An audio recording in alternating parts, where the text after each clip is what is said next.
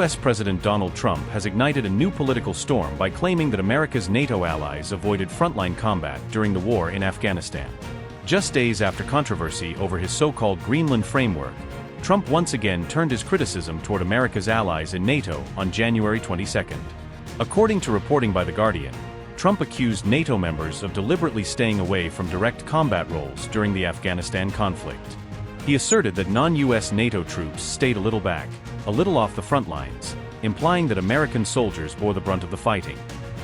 As Trump attacked NATO again, he said, and I quote, "We've never needed them. They'll say they sent some troops to Afghanistan, and they did, they stayed a little back, a little off the front lines. U.S. has been very good to Europe and to many other countries. It has to be a two-way street." Donald Trump said he was not sure whether NATO would come to the defense of the United States if the country were to face a direct threat. He argued that while the United States has repeatedly come to Europe's defense, the alliance has not shown the same level of commitment in return. Trump also took aim at Denmark, which controls Greenland, a territory he has previously claimed the U.S. must take over.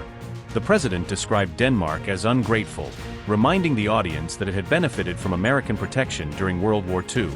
His remarks come shortly after he labeled NATO as overrated, in comments made ahead of the World Economic Forum in Davos.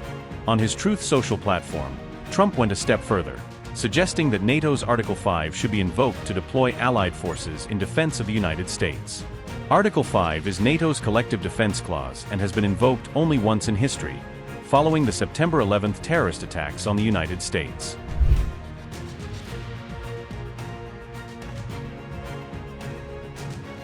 In the wake of the September 11th attacks, thousands of NATO troops were deployed to Afghanistan in support of the U.S.-led military mission.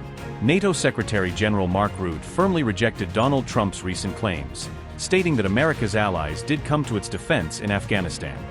Rutte pointed out that for every 2 American soldiers who lost their lives in the conflict, 1 soldier from another NATO country also made the ultimate sacrifice.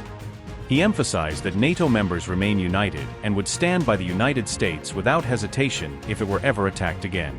In response, many veterans took to social media, sharing photographs of fallen Allied soldiers to challenge Trump's narrative and honor their shared sacrifices.